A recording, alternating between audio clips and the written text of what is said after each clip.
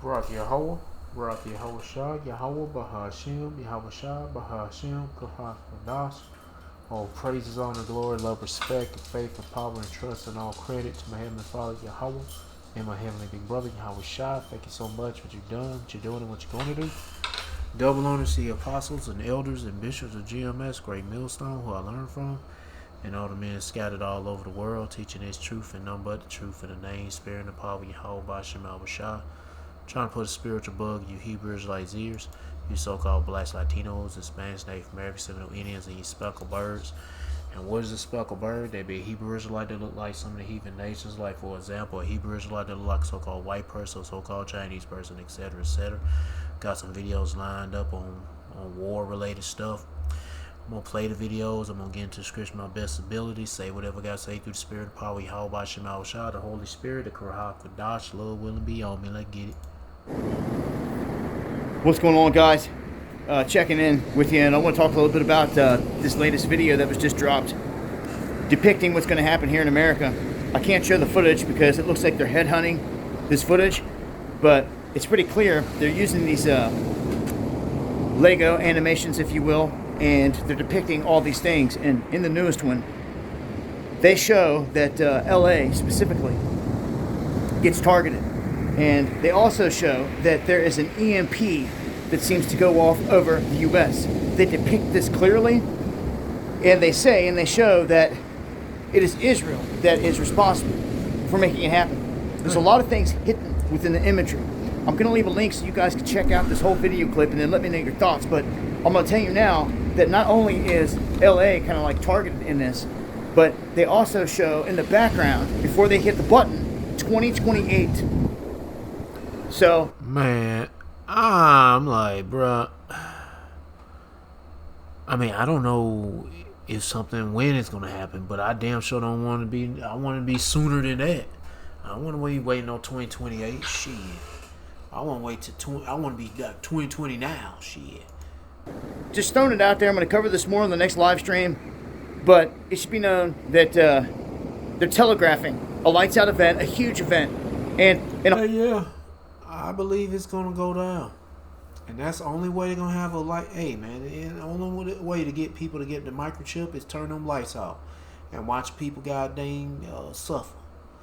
And they'll be out to do anything. They'll break the will of these people. Turn their lights off. Yeah, better seek the Lord, man, because I don't know what is it going. I don't know, but I got a feeling it's gonna be that way. And many of the prophets of the Lord are having that feeling too. The lights out scenario. Don't know how it's gonna start off, but it's going down. A whole lot more than that, even with the time frame. So again, I'll leave links below. Follow me on X and join me for the live stream Monday, Wednesday, and Friday. Yeah, I have to say what I gotta say while the video playing. Shit. Yeah, before I forget, I want to say it, but yeah, it's going down. Redeem the times, because the days are evil. Let's get to the next video. Blue Chew Gold is a staple in my house. Why? Because they really work. Can American factories help build for war again?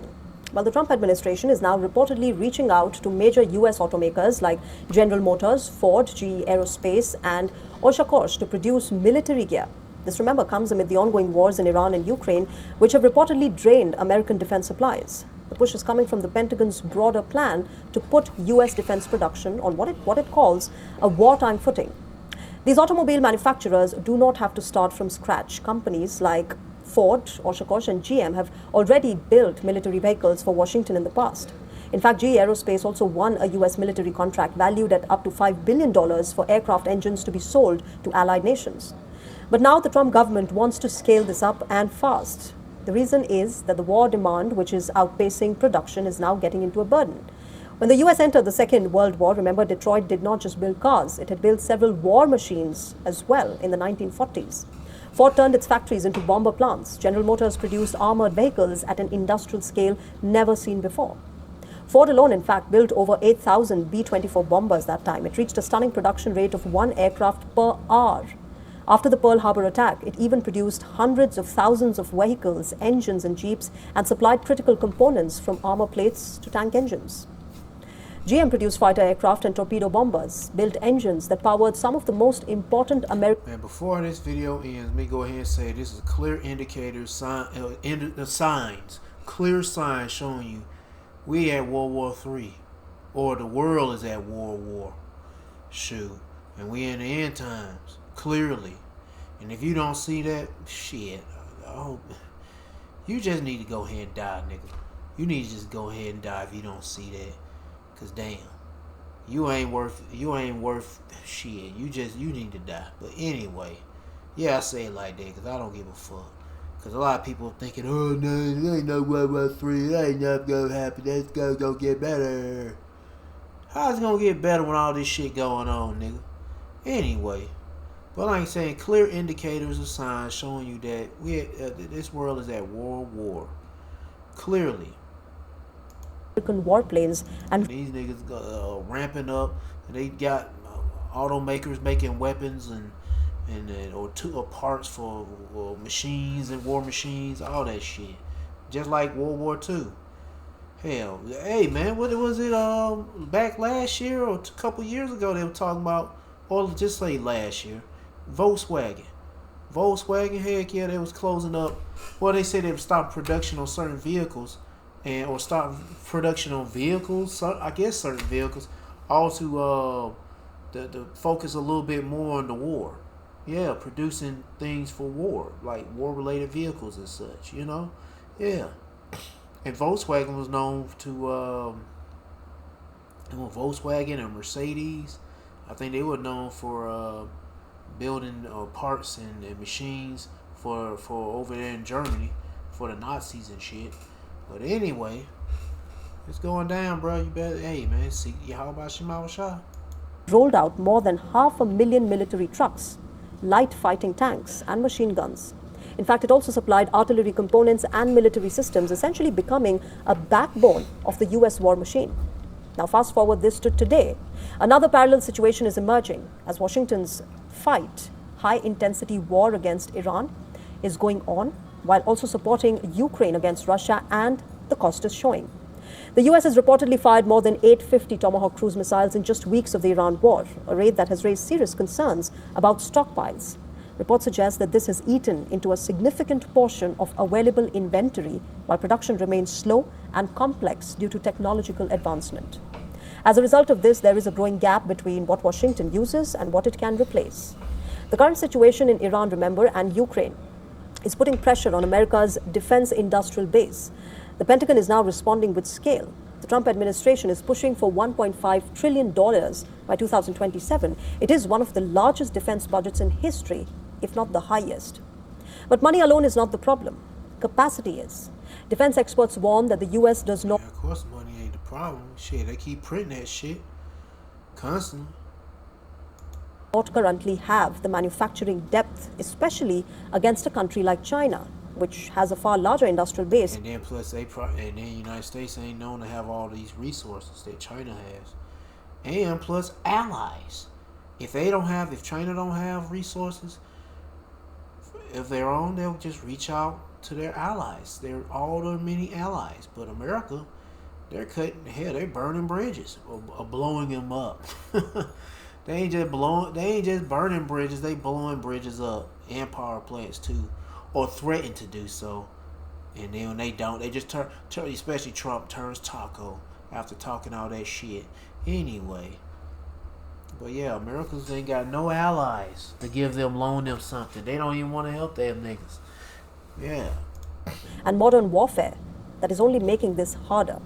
The Iran and Ukraine conflicts have shown how cheap mass-produced drones can drain expensive missile defenses. So America is once again looking at its auto industry. Can 21st century America recreate the industrial surge that won the World War II? Or has modern warfare outpaced its ability to produce? That is the big question. Yep, more signs, like I said, showing you that this is World War. We had the third woe. But again, we better seek the Lord, repent. How about Shah?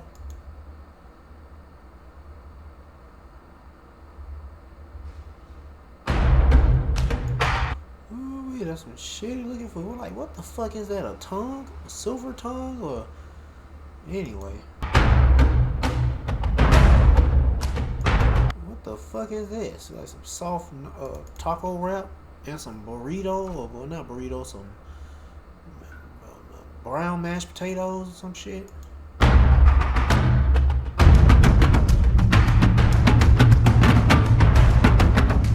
That's on their ship. U.S. warship crew struggles with food during the expanded deployment operations. Man. $1 trillion budget, but sailors face food shortage at sea. Wow. Look at all that money right there. They got the money to feed the fuel in those fighter jets, but damn, they ain't got enough money to fuel the people, the crew. Shit, them niggas are goddamn eating shit that giving them the runs. The quality of the food looks like shit, and it ain't much quantity. Shit. A U.S. service member has exposed the reality of life aboard one of America's most powerful warships. A viral image from the USS Abraham Lincoln, CVN-72, shows a meal that's raising serious... And you know, they can't really say this is like, you know, over that. You know, all the bad things been going on American, anything related to the military. This got to be like how you say, true. This got to be true. Yeah. This got to be real. So I'm trying to figure out what the hell is this. I know this is like a burger patty. Kind of look gray looking, about as gray as this. But that shit look like a fucking, I don't know, it look like a tongue that's gray. Questions. On the tray, a small portion of boiled carrots, a dry ground meat patty, and a gray slab of processed meat. Yeah, a gray slab of processed meat, but what the fuck what is the meat? Shit. Most compartments, empty. The image has sparked outrage, especially given the bigger picture, because this is happening while the U.S. defense budget is nearing $1 trillion. And meanwhile, this nigga here, even though, you know, lobster and what they said, they put a budget for lobsters, like, I don't know, it was a video I was watching. They had bought some ice cream machines. It was like millions, not millions, it was like hundreds of thousands of dollars. They spent thousands of dollars on a whole bunch of shit at the Pentagon. Shit, they had parties and all that stuff. Meanwhile, their own servicemen getting shit slop. They eating like pigs. So what's going on? This isn't standard Navy. What the fuck? Can American... Why the hell did they do that? You asshole. I don't know why I didn't hit no damn button. I don't think so. Happening while the U.S. defense budget is nearing $1 trillion. So what's going on? This isn't standard Navy life. The Lincoln, along with ships like the USS Tripoli, LHA-7, is deployed in a high-intensity environment in the Middle East. No port calls, constant operations, and strained supply lines. Families of sailors and Marines say food quality has dropped sharply. Meals described as tasteless. Portions too small. Fresh produce, almost non-existent. And you'll think that people that serve in the armed forces, they be eating a little bit better than the regular cattle. Shit. It's just like saying, what was it, like in those movies and TV shows, if you want to eat more, you need to serve the military, or, you know, you got to fight, you know. If you're gonna eat more. Like, if you ain't gonna damn fight or do labor and shit, you gonna be given rations. You ain't gonna eat like all the other people that's actually doing work. But damn, the people that actually doing work ain't eating. Not the servicemen, they ain't getting shit. They getting, I don't know, mystery meat. They're getting mystery meat. Shit look like a fucking tongue. The fuck is this? I know this got to be mashed beans or some shit with some soft tacos. But shit, that's it. Some say crews are constantly hungry, rationing food, splitting portions, and trying to make it last. Morale, they warn, is slipping. And now... And well, hell, that shit rationing food for the military to the citizens, boy. Boy, that shit's fucking sad, bruh. This shit is pitiful. This shit is pitiful. And we're talking about food ration and water ration for the citizens here in the mainland of America. But damn, even the military, damn, like Fluffy, damn, damn. I ain't make you want to say damn, for real. This is pitiful. Let me go and read a scripture before I keep running my mouth.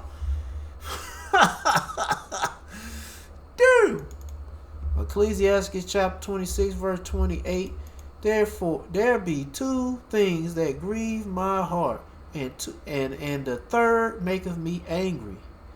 A man of war that suffereth poverty, and probably gonna suffer bubble guts eating that crap. Goodness gracious, that nigga gonna be, y'all, you people gonna be, ain't gonna be. They talking about clogging. Remember that time they were purposely clogging up them toilets with was it shirts and shit? Now they gonna be clogging up toilets because of excessive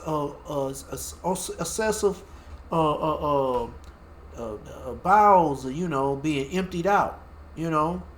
Shit, goddamn, damn. It's gonna be. Whew. How can you eat that shit? Hey, that's the hell. Same hill. If you wasn't serving, you buy that shit at the grocery store. But I don't know, that mystery meat, man, that's something like a question mark. Like, what the fuck is that? Is that a tongue? I don't know. It's like you could slap the shit out of somebody with that. I don't know. Shit. Sustain themselves if this continues. Because in a conflict zone, endurance is everything. Long hours, high stress, continuous operation. What about your health? God dang, that mystery meat, that shit that look like a silver tongue or a gray tongue. I'm like, nah, bro. That shit look like something that'll fucking come alive and move on its own. And without proper nutrition, fatigue sets in faster, focus drop. And y'all expecting to win, but you feeding your Navy, and I don't know what the Army eating, but you feeding these niggas that shit slop crap, pig food. Even hell, pigs eat better than that. I don't even know if a pig would eat that shit, especially that silver looking. Look like a slap. Somebody will slap the shit out of something like a tongue or something. I don't even think a pig probably reject that shit. Be like, no thanks. And performance suffers. Care packages, once a lifeline, are also suspended due to logistical disruptions. No extra food, no backup supplies, no relief. So how do they survive?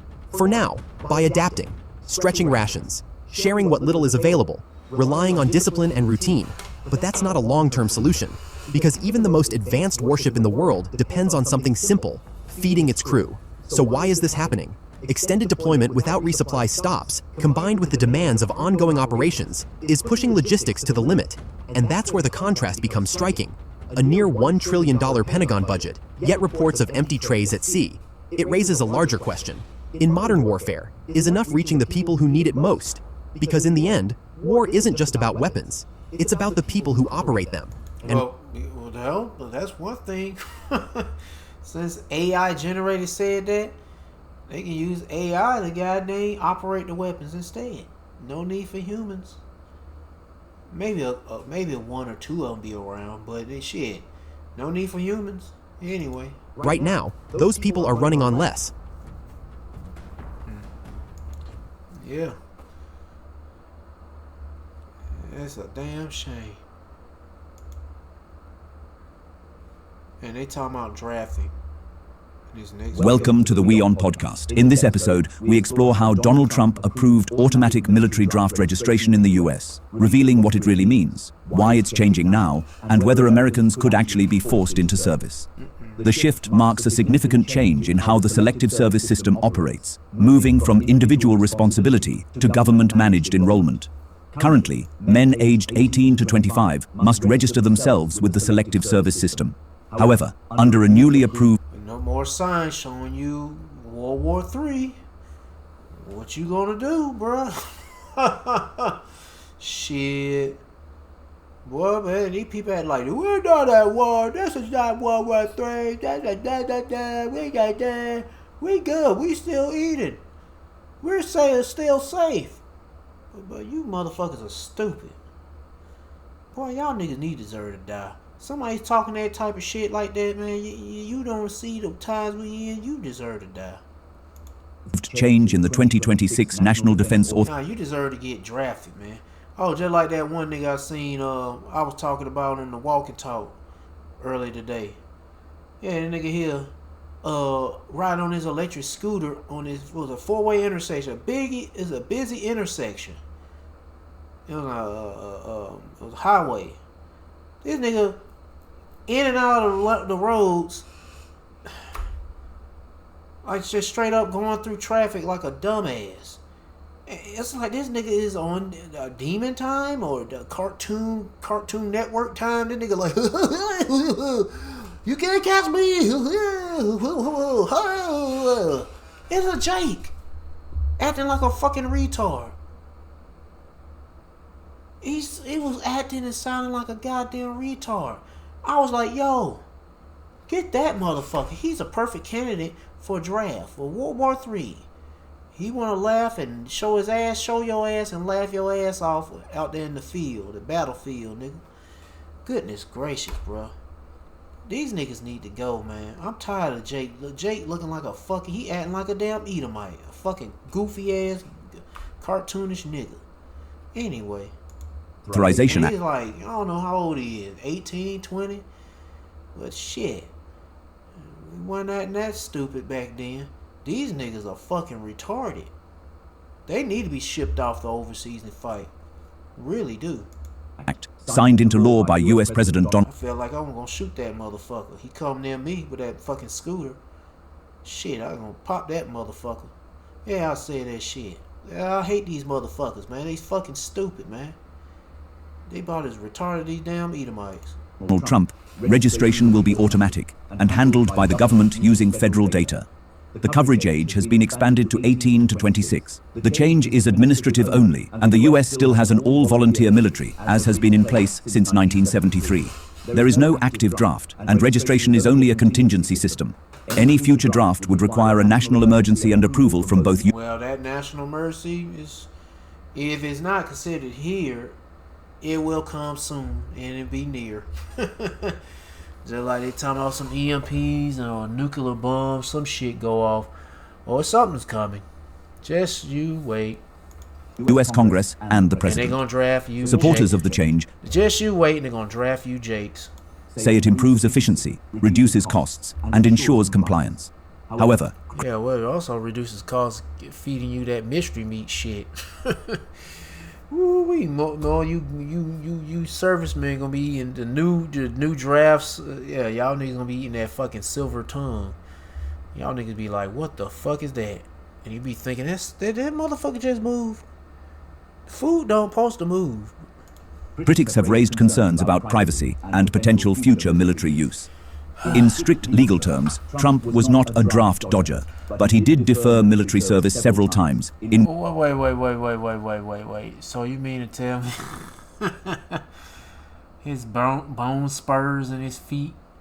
Oh, get the fuck out of here. This nigga got right now at the age of fucking 80 or something. Now the nigga got bone spurs. He got fucking leprosy, some cancer lumps and bumps all over him. Somewhere in his hand and his neck and shit. But anyway, I just like... Anyway. Ways that were lawful at the time. He was neither drafted for I was gonna say something, but I was like, I lost my train of thought. military service, nor charged with any violation. Well, of course he had, because the nigga he get a pass. Trump received 4 student deferments between 1964 and 1968, while attending Fordham University and the University of Pennsylvania. He received 1 medical deferment in 1968 after being diagnosed with bone spurs in both heels, which made him ineligible for standard service. In the 1969 draft lottery, he received a high number of 356 out of 365, making selection unlikely even without the medical deferment. Trump has described the condition as minor and said he was fortunate to avoid service, adding that he opposed the Vietnam War. It has been pointed out that no If it was minor, he could have still shipped his ass out, you know. surgery was performed on Trump for his medical condition. Reported details about the diagnosis are inconsistent. Family members Pretty much wasn't true. Members of the diagnosing podiatrist later claimed that the diagnosis may have been given as a favor, while Trump's former lawyer-turned-foe Michael Cohen alleged he privately said the injury was fabricated. This claim is disputed and unproven. However, for context, it should be noted that student and medical deferments were widely used during the Vietnam era. Many public figures used similar legal pathways to avoid serving in the military. Shit, some tried to damn go shoot themselves. Some tried to goddamn ask their buddy to hit them with a sledgehammer and hit their legs with a sledgehammer and shit. Yeah. Shit.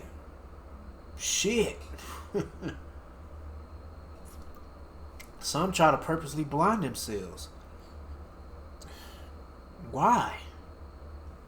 Anyway.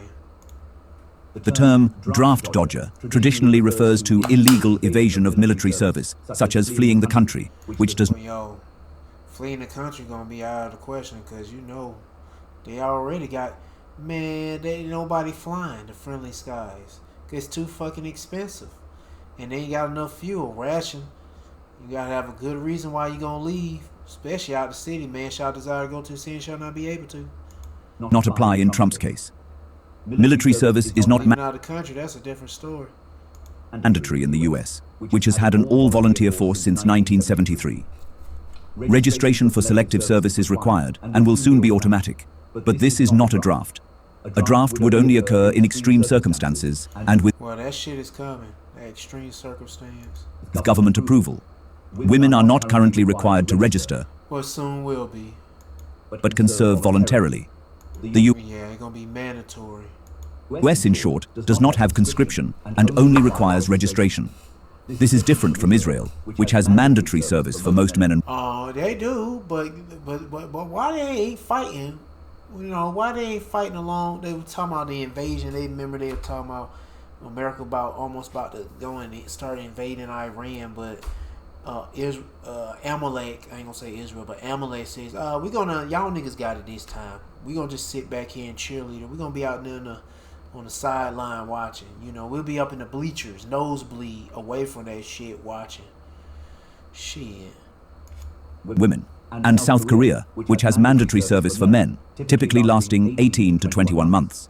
The US used conscription only during major conflicts, with the first national draft introduced during the Civil War from 1863 to 1865.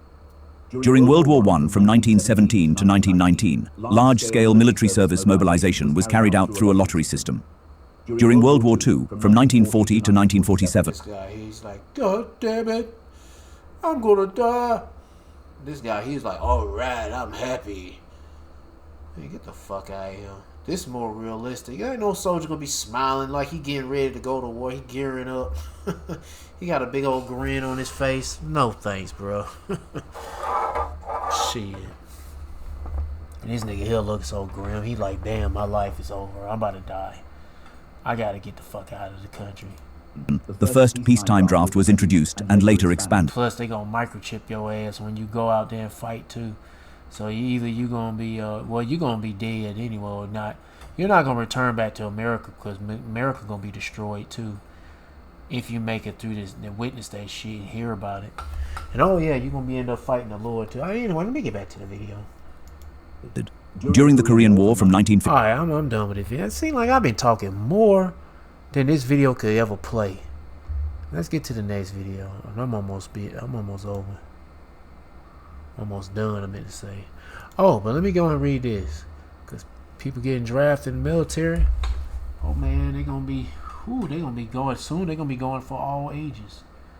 Of course, they got to start somewhere like maybe 12 years old. Like, hey, they might get desperate enough to start with 12-year-olds and end at 80. You never damn know. 2nd Ezra chapter 16 verse 33. I'm about to say fair version. The virgins shall mourn, having no bridegrooms. The women shall mourn, having no husbands. The daughters shall mourn, having no helpers. In the wars shall their bridegrooms be destroyed, and their husbands shall perish of famine. So it's going down, and it's gonna be for you women, gonna be snatched up. And you know what?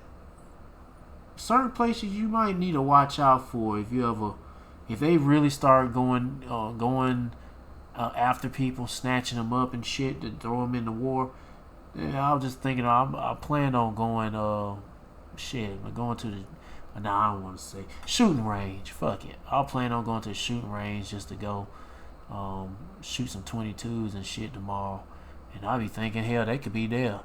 And when that time comes, they could be posted. They'd be looking for men who can be able to shoot, or women that can shoot a firearm. And then your ass gets snatched up while you shooting steel. Pling, pling, pling. They ready to sneak up behind you and put a bag over your ass. And snatch your ass off with that bag over your head. And then they throw you in that van. And then your ass be thrown out that bitch right in some army fatigues. And yeah. Anyway, it's going down.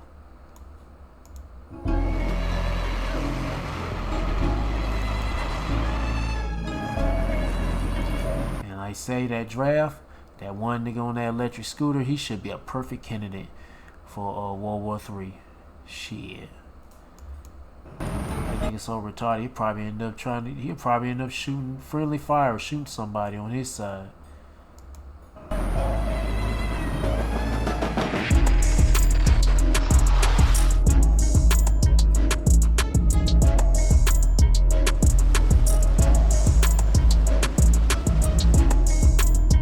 Russia has issued a second, sharper warning to Iran, flagging a rapid US military buildup in the Middle East.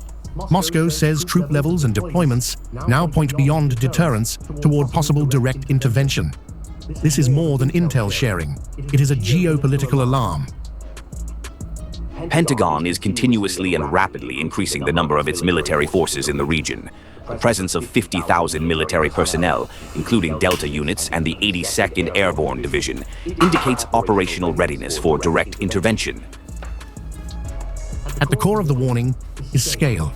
Nearly 50,000 US troops, including units like the 82nd Airborne Division, are positioned across bases. Reports also point to hundreds of aircraft and naval assets, like the USS George H.W. Bush, moving into the region. But timing is raising the biggest questions. Russia claims key US deployments align with the end of a 2-week ceasefire window. For Moscow, that overlap signals risk, suggesting diplomacy and military positioning may be moving in parallel toward a critical moment. Iran-linked messaging, tied to the Islamic Revolutionary Guard Corps, is amplifying the warning. It frames the US buildup as preparation for intervention, not deterrence. The battle is no longer just military, it is also about shaping perception. With US forces in position, Russia raising alarms, and Iran pushing back, tensions are entering a volatile phase. Deterrence and escalation now blur into one. The risk of miscalculation is rising fast, and what happens next could decide whether this buildup prevents war or triggers it.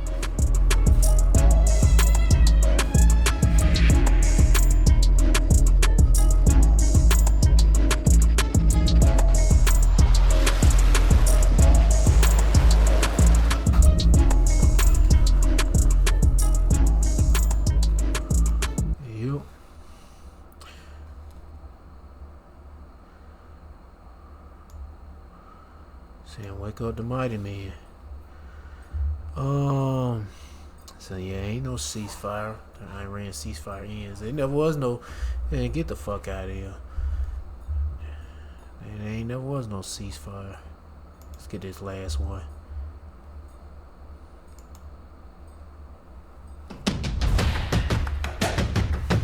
This is the CJ Berman Show. Hello, it's your friend CJ, and in this episode we reveal how Israel's war of choice has backfired badly in weakening and destroying its Arab Gulf allies. But first, please remember to like and subscribe to our show, and don't forget to turn your notifications on so you never miss a single episode. Now let's get into it. In attacking US military and economic targets in the Arab Gulf, Iran has not only rewritten the rules of asymmetric warfare, but also it has reshaped and reordered the entire Middle East, to the detriment of both Israel and the United States. The Abraham Accords are now well and truly dead, which means Israel's Arab allies are falling like dominoes, starting with the United Arab Emirates. a quasi-Zionist colony established by Britain in 1971, but quietly controlled and armed by the United States ever since, earning itself the nickname of America's Little Sparta among US government officials. It's partly for this reason that no Muslim country has done more harm to more Muslims around the world than the UAE. And I say that as a human rights journalist who has covered the violence and mayhem it has sown in the Horn of Africa for years. The UAE fomented violence in Somalia, sponsored civil wars in Yemen and Libya, and fueled a bona fide genocide in Sudan, which we covered in a recent episode. It has also given its full-throated support to foreign governments guilty of persecuting indigenous Muslim populations, including the Hindu nationalist regime in occupied Kashmir and the Chinese government in occupied East Turkestan. It even funded a smear campaign against Muslims and mosques in Europe, because, well, there's just no other way to put it. The UAE is the enemy of Islam, period, point, paragraph. And this was before it threw the Palestinians to the wolves during the first Trump administration, when it normalized the state of Israel in exchange for lucrative Israeli trade deals and more American weapons. To keep the guns and butter flowing, the UAE has covertly supported every Zionist crusader war and lobbied Trump to invade Iran, while also working behind the scenes to sabotage peace talks in hope the United States will carry through with its threat to wipe out the Iranian civilization. Well, today, the UAE is finally getting its comeuppance.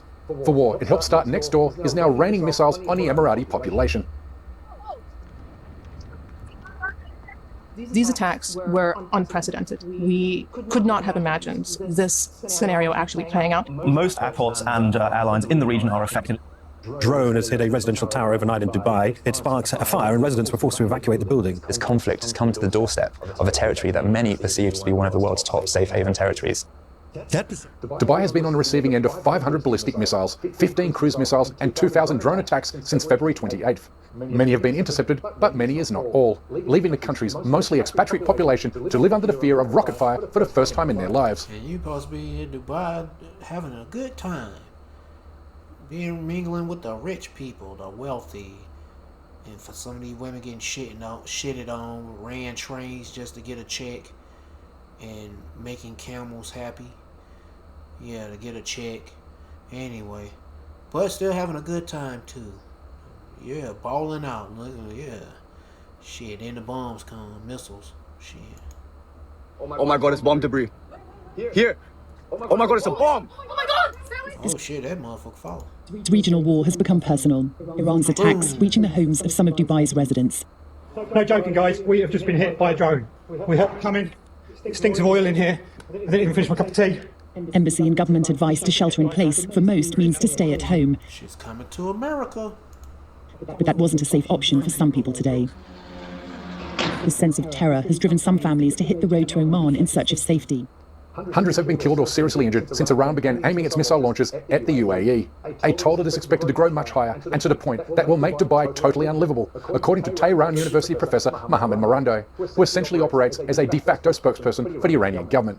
Iran will no doubt control the Strait of Hormuz, and it will fight for it, and it will succeed. And if the United States escalates, Nima, these Arab dictatorships in the Persian Gulf will probably cease to exist. If I was living there now, I would leave. Because if they start striking our critical infrastructure, they've already done so, but as we go forward, then Iran is going to destroy theirs.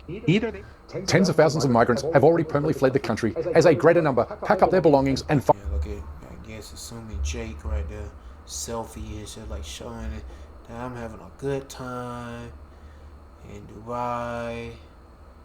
Shit. Now the bombs come. Here's somebody out there shooting guns in the background over where I'm at.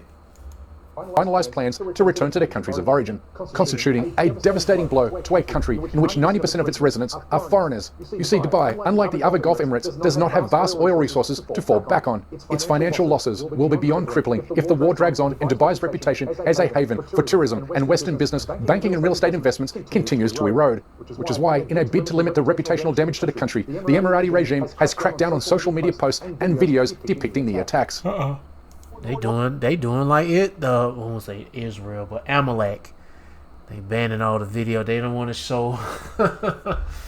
They don't want to show the destruction. No, they don't want to show the mayhem, the chaos that's going on in those two countries. No. 13 missiles and 27 drones were intercepted in the United Arab Emirates on Wednesday. Yet images like these are hard to come by. Under the UAE's strict cybercrime laws, anyone photographing or filming the incidents could be arrested. Yep. Just like the 60 people who, according to France television sources, are currently in police custody in Dubai.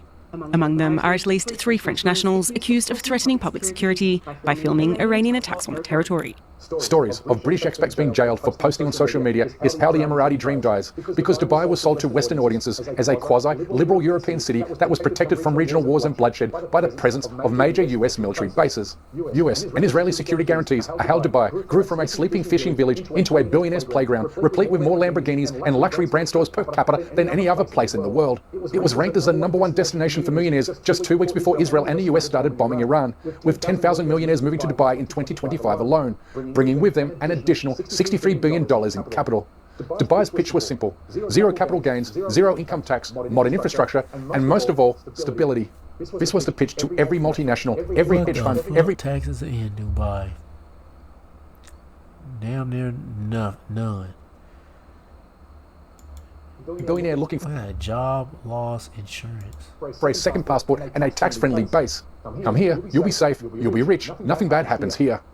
That promise is now broken, and once a promise like that is broken, you can simply not unbreak it, as explained by the manager of a major hedge fund in Hong Kong. What I can tell you is this. Right now, across Hong Kong and Singapore, private bankers and corporate service firms, just like Statris, are working day and night processing transfer requests from people who considered Dubai the safest place on earth until last February. Millionaires, entrepreneurs, expats, all of them doing something Dubai had never seen before, leaving. Not for vacation, not for a business trip, but for good, paying any price just to get out. What broke wasn't the skyline. It was the promise. Last year, Dubai... Now I got charges. Speaker. A battery went out on his speaker. Line in. Welcomed nearly 20 million visitors, but is on track to pull half that number in 2026, with Oxford University predicting the UAE will lose between $34 billion and $56 billion in visitor spending. After a month of war, tourism in the United Arab Emirates has dropped sharply, and with it has come a growing concern about jobs. And Dubai is a city that eats out. It's one of the world's food capitals. But right now, even its busiest restaurants are feeling the impact of war. For the Emirati regime, the broader economic picture is even more alarming. Its stock exchange has lost $120 billion in value, with the economy set to contract more than 5% in April alone. And at the same time, the housing market collapsed even further. Now, Dubai's booming real estate market has taken a sharp hit amidst escalating tensions in West Asia. The DFM Real Estate Index, not Middle East, he said it right, West Asia, has plunged nearly 20% in just 5 sessions, wiping out all the gains it had made so far this year. The fall comes as the ongoing conflict involving the US, Israel and Iran rattles investor sentiment across the region. Aviation accounts for 18% of Dubai's economy. Its airport handled 95 million international passengers last year. But the war has already caused the cancellation of 27,000 flights, a number that continues to spike upwards by the day as the world's busiest international airport comes to a literal standstill. The impact on air travel is where we've seen some of the worst of the economic impact here. There are real global repercussions when the world's busiest airport effectively comes to a standstill. Dozens of international airlines have suspended Gulf flights. Dubai International was struck by debris in the early days of the conflict and temporarily had to reduce capacity. Fuel costs have also surged, and war risk insurance premiums for some of these Gulf routes have also risen sharply. So the longer the conflict continues, the more structural damage it does to Dubai's positioning as the world's preferred transit hub. Dubai was designed to be a living, breathing example of how Arab rulers who play ball with Israel and the United States get rewarded with peace, prosperity, and a skyline that makes Manhattan feel small and insecure. But today, the Emirati regime has learned 2 hard lessons. But in the age of drone warfare, US military bases are not shields, they're magnets. And that you can never trust the United States or Israel, with both countries set to throw the Emiratis under the bus in a future grand bargain with Iran. But please, don't shed a tear for this British-cum-Zionist colonial outpost, because it not only betrayed the Palestinians, but also funded a genocide in Sudan, violated 4 separate UN arms embargoes, laundered stolen conflict gold through Dubai, built a network of torture dungeons across Somalia, and bankrolled a warlord besieging Libya. Oh, and as we reported last year, the UAE also secretly funded R&R vacations for thousands of Israeli soldiers who committed genocide in Gaza. So, if Dubai is now a war zone, then this, in the immortal words of Malcolm X, is the Emirati regime's chickens coming home to roost. And as for Israel's chickens, you ask, well, they are currently in transit. We will make sure of it. That, of course, is based on the assumption that our show continues to survive and thrive. Remembering that the Israeli lobby successfully pressured YouTube into demonetizing our channel 6 months ago. Therefore, we kindly ask that you please support our effort to expose and confront the Zionist lobby and other injustices in the Muslim world by becoming a... I am stopping right now. I don't really have anything else, but I can tell you, it's getting serious, and it's best for you to do is seek the Lord by seeking His prophets and take heed what to say. and try to build a spiritual mental relationship with Yahweh Shema Shah by praying Yahweh Shema Shah, praising Yahweh Shema Shah, worshiping Yahweh Shema Shah, fearing Yahweh Shema Shah, and repenting of Yahweh Shema Shah. To all the men out there pushing this truth and nothing but the truth in the name, spirit, and the power of Yahweh Shema Shah. Keep on preach, keep on teach, keep your faith and trust on Yahweh Shema Shah. Stay humble. And to you few sisters out there taking heed, keep your faith and trust on Yahweh Shema Shah. Stay humble, stay in order with your man. If you ain't got no man, stay in order, Yahweh Shema Shah. Peace and blessings to the hopeful elect, and all praises to Yahweh Bahashem, Yahweh Shah. Shalom.